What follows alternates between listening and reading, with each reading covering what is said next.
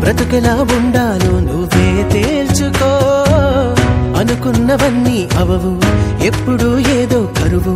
అందుకే కమ్మని కలలో సరి చూసుకో